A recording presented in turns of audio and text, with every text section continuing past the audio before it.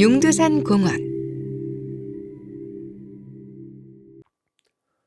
일제는 1905년 러일전쟁 후 조선 지배가 확실시되던 시기부터 조선 여행을 적극 장려했습니다. 일제는 본국 국민들에게 국가의 업적을 보여주고 제국주의 침략의 강력한 후원자가 되기를 기대했죠. 부산항은 일본인들이 들고 나는 결til점에 위치했습니다. 그래서 일찍부터 일본인들은 관광자원을 개발했습니다. 몇 해 전 오디션 프로에서 어느 가수가 용두산 엘레지를 불러 큰 인기를 끌었던 적이 있죠. 용두산은 오늘날 롯데백화점 자리에 위치했던 용미산과 짝을 이루었습니다. 원래 일본인들이 부르던 명칭이었는데요. 용이 바다에서 무트로 올라오는 모양이라 해서 붙인 이름입니다. 아마 조선 후기 초량해간 시절 일본인들이 바다에서 육지로 나아가고 싶은 소망에서 붙여진 명칭으로 보입니다. 물론 조선인들이 부르던 명칭도 있었습니다. 용두산이 위치한 장수가 원래 억새풀이 많고 영도와 마주에 물길이 좁다는 의미인 초량이었거든요. 그래서 붙여진 초량소산이나 소나무 사이로 바다가 보인다고 해 송현산 등으로도 불렸습니다. 이 용두산은 초량회관의 중심지에 위치해 있었는데요. 일본인들은 여기에 신사를 조성했습니다. 초기 신사는 재물, 상업, 항해안전 등 기복신앙적 성격이었습니다. 그러다가 19세기 후반부터 역사적으로 조선을 침략한 신들을 배양했습니다. 개항 후 부산항의 일본인들은 재산을 기부해 신사를 조성해 왔는데요. 1915년부터 1916년까지 신사와 공원을 조성해 오늘날의 모습이 완공되었습니다. 이후 용두산 공원에서는 전항저기 기념일 등 다양한 축제가 열렸죠. 이때는 일본인 학생뿐만 아니라 조선인 학생들까지 행사에 동원되었습니다. 그리고 일제 말의 황민화 정책의 수행기구로서 일본인들뿐만 아니라 조선인들도 신사 참배를 강요받았습니다. 해방이 되자 어느 목사님이 용두산 신사에 불을 질러 태워버렸다고 합니다. 한국전쟁 때에는 피난민들이 들어와 살면서 판잣집들로 뒤덮였습니다. 1954년 용두산을 모두 태운 큰 불로 민둥산이 되었고 여기에 살던 주민들은 다른 곳으로 이주해야 했습니다. 1955년 12월 22일 이승만 대통령의 80의 생일을 기념해서 그의 호를 이용해 운항공원이라 부르고 이순신 장군 동상을 세워 이승만 대통령의 정치적 상징공간으로 활용했습니다. 1960년 4.19 혁명 뒤 용두산 공원으로 다시 환원되었죠. 1973년 120m 높이 부산탑이 세워지고 꼭대기로 향하는 엘리베이터가 설치되었죠. 제일동포의 기부로 시계탑도 만들어져 대표적인 관광명소가 되었습니다. 이것을 찾은 관광객은 부산탑, 이순신 장군 동상, 꽃시계를 배경으로 사진 촬영을 하곤 했죠. 오늘날 용두산 공원 주변에는 다양한 볼거리와 먹거리가 많습니다.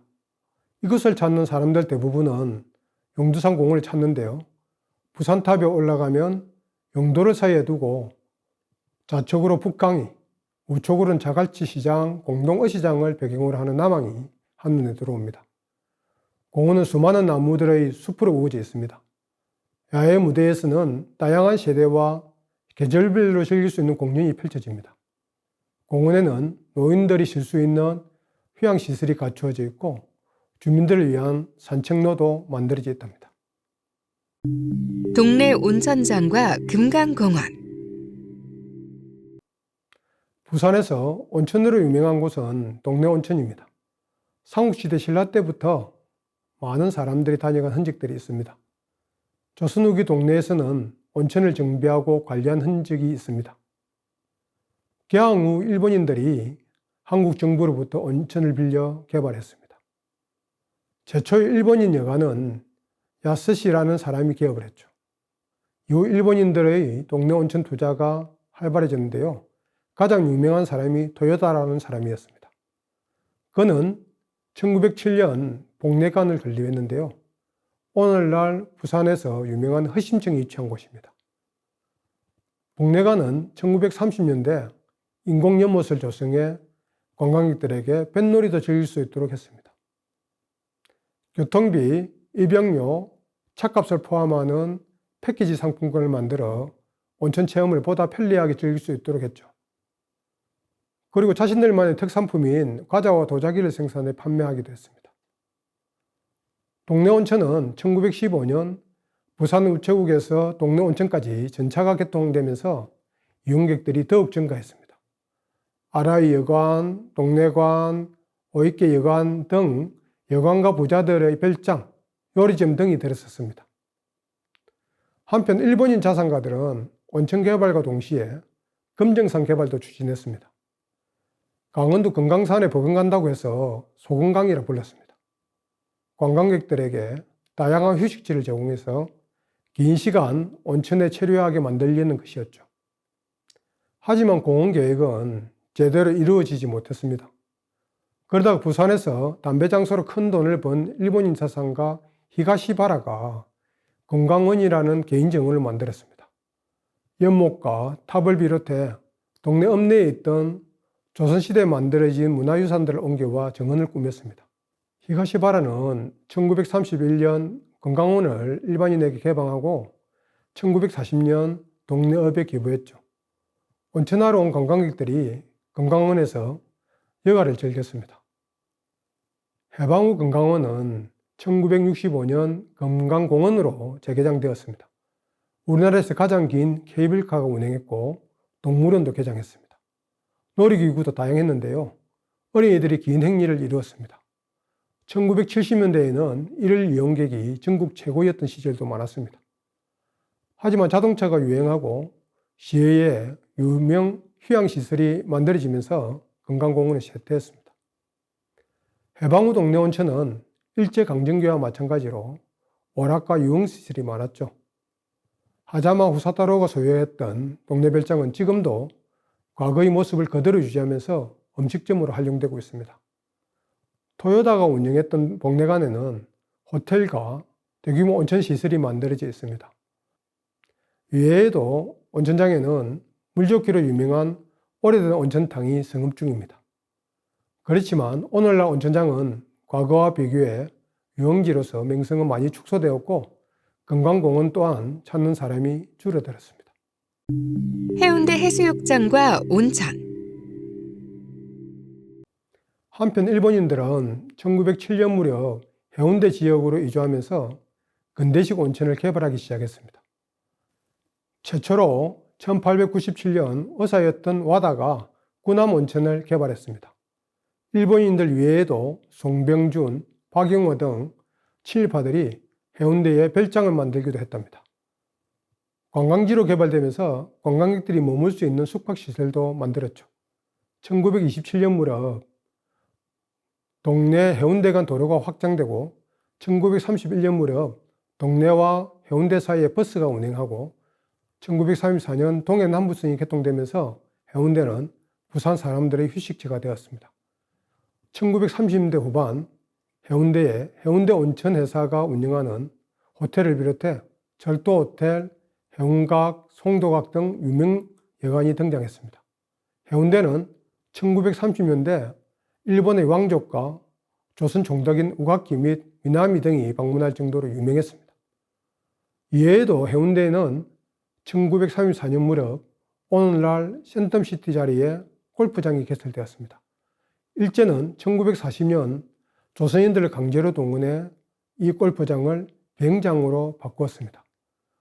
1976년 김해 국제비행장으로 이전하기 전까지 수영비행장으로 이용되었죠.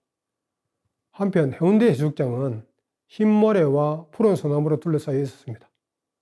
동해남부선이 개통되면서 여름이면 해수욕객이 붐볐죠.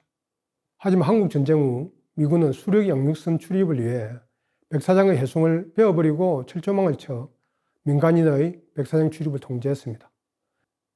1963년이 되었어야 일반 시민의 품으로 돌아오게 되는데요. 이후 대표적인 신혼여행지로 명성을 떨치게 됩니다. 손인호가 부른 해운대 엘레지는 이러한 배경에 등장한 노래라고 생각됩니다. 1960, 70년대에는 관광객뿐만 아니라 대통령을 비롯한 정치인들도 자주 머물렀다고 합니다. 휴양지로 발달한 해운대 해수욕장은 최근에도 그 명성을 그대로 유지하고 있습니다. 해운대 해수욕장의 백사장에서 다양한 축제들이 열리고 동백꽃이 많은 산청록에 있는 동백섬, 옛 동해 남부선 배선 위를 달리는 해변열차, 옛 해운대역 주변 마을에 형성된 맛집들이 모여있는 해리단길은 관광객들이 놀이터로 널리 알려져 있습니다. 한편 해운대 주변으로 고층 빌딩들이 우후죽순 등장해 우리나라에서 가장 높은 빌딩이 솟아있는 곳으로 변했습니다. 소수 몇 명만 해운대 바다의 아름다움을 독차지하는 것 같아 씁쓸합니다. 이색적이고 서구적인 경관을 보이기도 합니다만 바다 경관의 독점과 자연재해의 취약한 구조로 변해가는 점은 아쉬움을 남깁니다. 송도 해수욕장.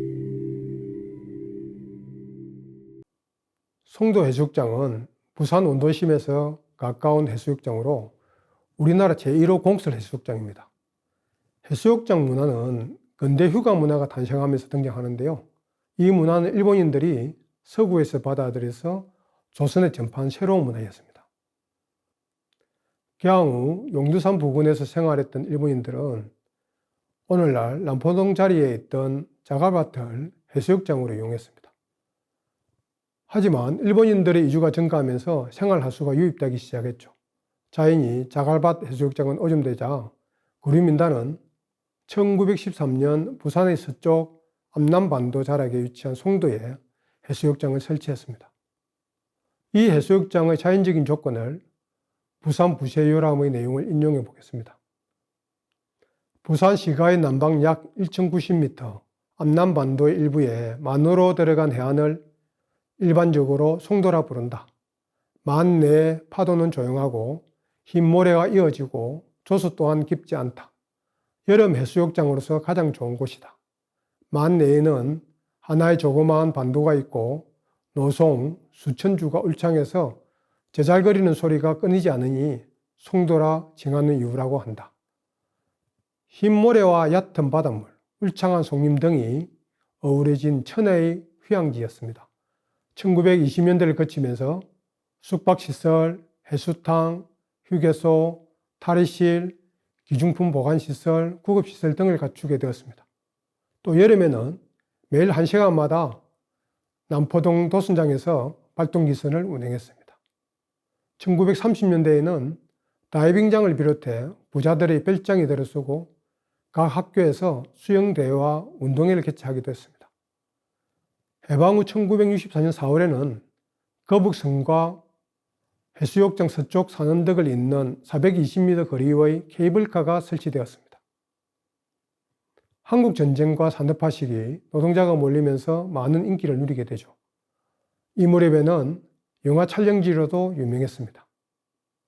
하지만 송도 해수욕장은 1970년대 이후 수질 오염으로 명성을 잃었습니다. 최근 송도 해수욕장은 과거 전국 최초의 공설 해수욕장의 면모를 회복하고 있습니다.